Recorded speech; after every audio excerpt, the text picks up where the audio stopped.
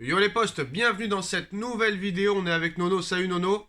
Salut Sacha. Alors Nono, beaucoup de choses à évoquer aujourd'hui, mais la première info, un rendez-vous a eu lieu récemment entre Maurizio Pochettino et Manchester United. Les dirigeants du club anglais lui ont dit qu'ils ne comptent pas se précipiter dans leur choix d'entraîneur. Eric Ten Hag concurrence le coach du Paris Saint-Germain. Donc ce petit coup de fil voudrait peut-être dire on veut plus de toi, hein, parce que vu qu'il y a quelques mois, ils étaient fans de Pochettino. Et l'élimination en Ligue des Champions, en Coupe de France et le pauvre jeu proposé a dû tout changer. C'est leur façon de dire compte pas sur nous pour te prendre cet été. Changement de situation, c'est fini pour lui. Mauvaise limonade pour nous, ça va nous coûter encore 20 patates. Et puis, il a montré qu'il ne pouvait pas gérer un vestiaire de stars, une incapacité à créer un fond de jeu. Donc, Pochettino, mauvaise limonade. 20 millions, Nono, c'est une goutte d'eau dans le vase pour les Qataris. Ah, je suis d'accord avec toi, Sacha. On a refusé 200 patates pour Mbappé. Donc, on peut payer 20 millions pour Pochettino. Alors, juste petite info comme ça, avant de passer aux très grosses infos, hein, Keylor Navas, Nono, qui accueille actuellement 30 réfugiés ukrainiens à son domicile à Paris, honnêtement, peu de personnes peuvent faire ça, hein, du grand Keylor Navas. Hein. Très impressionné, un grand monsieur. Bravo Keylor. Moi je dis que c'est fabuleux ce qu'il a fait et ça donne l'exemple pour certains qui devraient faire pareil. Bon, Keylor Navas, quand même 1 million d'euros par mois au Paris Saint-Germain, peut-être qu'il peut se permettre, mais tu vois que d'autres joueurs comme Neymar et compagnie ne le font pas forcément. Hein. Ça prouve la qualité de l'homme, ça prouve que c'est un mec très très bien. Nono, je sais qu'on va dire, bon, Sacha, lâche un peu Neymar, il a roi de vivre, tout ça et tout. Qu'est-ce que t'as pensé un petit peu de sa photo hier dans l'avion? Le mec, il est très content, très joyeux, comme si tout allait bien pour lui, que c'était un très grand joueur, qu'il avait de très bonnes statistiques, qu'il gagnait tout sur son passage. Le mec est en folie, il danse dans les avions. Aujourd'hui, il s'est installé sur son fauteuil, il a mis une photo de lui en train de regarder Harry Potter. Je ne vois aucun autre joueur faire ça. J'ai cherché, je n'ai pas trouvé. Je veux dire quelque chose, Sacha, je suis très inquiet pour la suite pour lui. 30 piges, il grandit toujours pas. Très inquiet, très inquiet. Je sais pas comment ce garçon va finir. Alors, je peux t'expliquer peut-être le problème qu'il a, Nono, hein. Le syndrome de Peter Pan. Est-ce que tu connais Peter Pan? Oui, je connais Peter Pan, oui. Peter Pan ne voulait pas grandir, Nono. Peut-être que c'est ça. Peut-être qu'il veut pas grandir. Je sais pas. Il devient pas adulte. La maturité n'arrive pas. Je suis très inquiet hors football. Hein. Je suis très inquiet pour la suite pour ce garçon. Tu sais que Nono, je suis très sérieux, hein. Ça s'appelle le syndrome de Peter Pan. C'est l'enfant qui ne veut pas grandir. C'est vrai. Écoute-moi, c'est tout à fait possible. Hein. Bon, maintenant, passons à quelque chose de plus sérieux, Nono. Comme tu le sais, Kylian Mbappé a de grandes chances, même on va dire que c'est quasi fait, qu'il rejoigne le Real Madrid l'été prochain. D'ailleurs, le clan Pérez a confirmé l'arrivée de Mbappé au Real Madrid. Le Real affiche son optimisme, malgré l'intérêt aussi du FC Barcelone et que Paris fait tout son possible aussi, encore une fois, pour le prolonger. Alors, dans une interview accordée au quotidien Marca aujourd'hui, Vicente Montes, avocat proche de Florentino Pérez, assure que l'affaire est bien embarquée pour le leader de la Liga. Je le cite, une prolongation de contrat au PSG pour Mbappé, une clause pourrait être mise en place stipulant que Mbappé peut résilier unilatéralement son contrat s'il prolonge après une certaine période, mais sans inclure une pénalité financière car la réglementation française ne le permet pas. C'est jouer au magicien, mais je paierai tout sur ça. Voilà, donc le Qatar ne s'avoue pas vaincu, hein, il pourrait mettre une clause comme quoi, un peu comme Messi et Guardiola à Barcelone, je sais pas si tu te rappelles, où tous les ans tu peux partir. Donc est-ce que Paris est prêt à faire à ça? Mais je pense qu'en France ils vont pas le laisser faire. Hein. Moi, je pense que le Real de Madrid est de plus en plus inquiet, mais je te cache pas que le feuilleton Mbappé commence à me gaver. Il serait temps qu'il prenne sa décision une fois pour toutes. Ça va quand même pas durer jusqu'au mois de juin comme ça. Et puis après, c'est à coup de communication.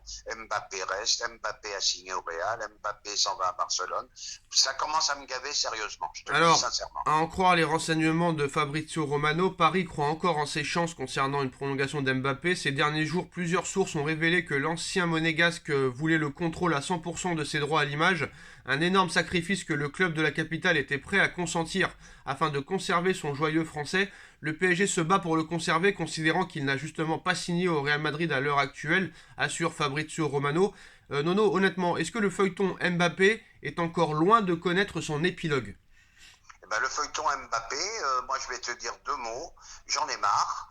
Il va falloir vraiment qu'il se décide. Non, mais Parce que là, juste sur la fin de l'épisode, est-ce que tu penses que ça va durer encore plusieurs mois ou ça va vite se décanter? Parce que j'ai l'impression que ça va durer encore quelques mois, moi. J'ai l'impression. je suis d'accord avec toi, on va nous promener jusqu'au mois de juin, Parce si que c'est pas plus. parce que tu sais, ce truc de droit d'image là, apparemment, il y a que le PSG qui est prêt à lui offrir ce truc-là de gérer lui-même ses contrats publicitaires, tout ça et tout, alors que le Real lui propose pas. La France, on a vu, lui met un petit peu des bâtons dans les roues. Est-ce que ça peut être bien pour Paris, ça?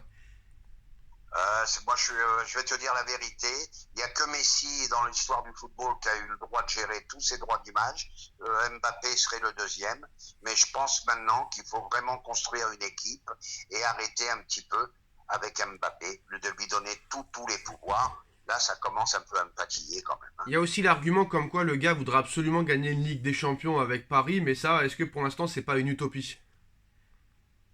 Tu sais, Sacha, je pense qu'on fera une vidéo dans quelques mois. Comme quoi Mbappé s'est bien foutu de notre gueule. Moi je te dis, je le maintiens, il partira au Real. Alors c'est pour ça que je comprends pas cette attente pour prendre une décision et la dire et puis c'est fini. C'est foutu de notre gueule, c'est-à-dire? Ne faire croire aux supporters qu'il va rester. Ah, d'accord. Et moi je dis qu'il ne restera pas. Voilà, faut arrêter de prolonger le suspense. Il y a un moment, ça suffit. Bon, Nono, Ça suffit. Mbappé à Madrid, l'histoire Super League, et les deux joueurs à venir que Paris veut, le Real le veut. Donc nouvelle guerre entre Paris et le Real Madrid sur le mercato. Deux nouveaux dossiers risquent d'aggraver le conflit entre les Parisiens et les Madrilènes dans les semaines à venir. Donc si le Barça semblait être le principal rival maintenant du Paris Saint-Germain en Espagne depuis la remontada en 2017, la donne a bien changé ces derniers mois. Désormais l'ennemi espagnol n'est d'autre que le Real Madrid depuis l'été dernier et le feuilleton Kylian Mbappé, puis l'affaire de la Super League et cette double confrontation qui a très mal fini pour Paris et qui a beaucoup énervé Nasser Al-Khelaifi et Leonardo. La relation entre les deux clubs, qui était un temps plutôt fluide, voire même amicale, est désormais très tendue et tout indique que cela va continuer pendant un bon moment, notamment parce que les Parisiens et les Madrilènes sont opposés dans deux dossiers sur le mercato. Il y a tout d'abord le cas Paul Pogba, dans le viseur des deux clubs, et selon le quotidien Marca dans cette histoire, c'est le PSG qui est en pole position, une attaque qui donne envie, mais ça ne suffit pas pour le Paris Saint-Germain, explique le journaliste espagnol, qui ajoute que la direction parisienne est consciente qu'elle doit renforcer son entrejeu. Donc déjà Nono, Paris c'est bien, ils sont déjà conscients qu'il y a un problème dans l'entrejeu et qu'il faut se renforcer, c'est déjà bien. Il était temps de voir qu'on n'avait pas de milieu. Maintenant, Pogba libre, comme j'ai dit, il faut y aller. Mais la grosse priorité, il faut qu'ils mettent le paquet sur le petit Chouanemi. Eh ben Nono, tu es un devin parce que le Paris Saint-Germain serait donc l'équipe la mieux placée déjà pour enrôler la pioche au moment où on parle, et ce n'est pas tout. Les deux formations ont aussi passé la seconde pour Aurélien Tchouaméni.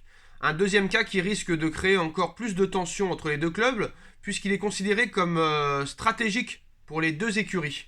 Le média évalue le joueur à 60 millions d'euros, c'est ce que demanderait l'AS Monaco. De quoi confirmer les plusieurs infos qui ont circulé depuis quelques jours, donc au sujet du Monégasque. Donc 20% du transfert terminera dans les caisses des Girondins de Bordeaux qui devraient descendre en Ligue 2. Reste donc à voir où voudra jouer le joueur, mais une chose est sûre, tant que le Real Madrid et le Paris Saint-Germain lui tendent les bras, quel club choisira-t-il? Il y en a qui disent que s'il vient au PSG, ce sera pas du tout le même joueur qu'à l'AS Monaco. Beaucoup de gens lui conseillent le Real Madrid, mais bon, de très grandes chances d'être sur le banc. Est-ce que, honnêtement, on a vu par le passé que dès qu'une équipe s'est mal comportée avec le PSG, entre guillemets, aux yeux de Nasser et de Doha, Paris leur a pris tous les joueurs. Est-ce que Paris, pour faire chier le Real Madrid, va prendre Pogba et Tchouaméni, peu importe le prix de Tchouaméni? C'est fort possible, c'est fort possible. Pogba libre, ils peuvent le faire tranquillement. Quant à Tchouaméni, ils vont lui faire une proposition qu'il ne pourra pas refuser. Là, ça va encore marcher avec le carnet de chèques. Voilà. Et après, ils vont encore critiquer le fair play financier, qui disent que maintenant la masse salariale n'est plus importante, que c'est par rapport aux ventes, tout ça et tout. Donc là, au niveau de la masse salariale, tout le monde va pouvoir faire ce qu'il veut. Là, vu que le fair play financier est un peu abandonné, je pense que Tchouaméni, il aura une proposition qu'il aura du mal à refuser. Alors, et le Real ne pourra pas s'aligner là-dessus. Alors, en ce qui concerne Tchouaméni, le PSG semble être en bonne position pour recruter Aurélien Tchouaméni. 4 clubs sont intéressés, dont le Real Madrid, qui n'a aucun accord avec lui, contrairement à ce qui a pu être avancé, Nono. Donc peut-être une bonne nouvelle pour le Paris Saint-Germain. Il ne faut pas faire la même erreur que l'été dernier avec Kamavinga. Avec Kamavinga, avec Ndombele, là il faut y aller. Il faut y aller, il ne faut pas hésiter. Et ben alors faut vite virer Leonardo et Pochettino, vite prendre leur remplaçant et se mettre au travail maintenant. Ah ben voilà, faut se mettre au boulot et ne pas lâcher cette piste. Et Nono, la dernière grosse information de cette vidéo, Nono, incroyable, Chelsea propose Romelu Lukaku au Paris Saint-Germain et serait prêt à le laisser partir à seulement 50 millions d'euros après son arrivée l'été dernier pour 113 millions d'euros. Lukaku, son retour à Chelsea est un échec. Seulement 5 buts cette saison, toutes compétitions confondues. Pourtant, sur ces 5 buts, les 3 premiers avaient été inscrits lors des 3 premiers matchs de Première Ligue cette saison. Mais depuis, un conflit avec Thomas Tuchel qui l'a mis sur le banc. Et maintenant, Lukaku est vraiment en très mauvaise posture à Chelsea.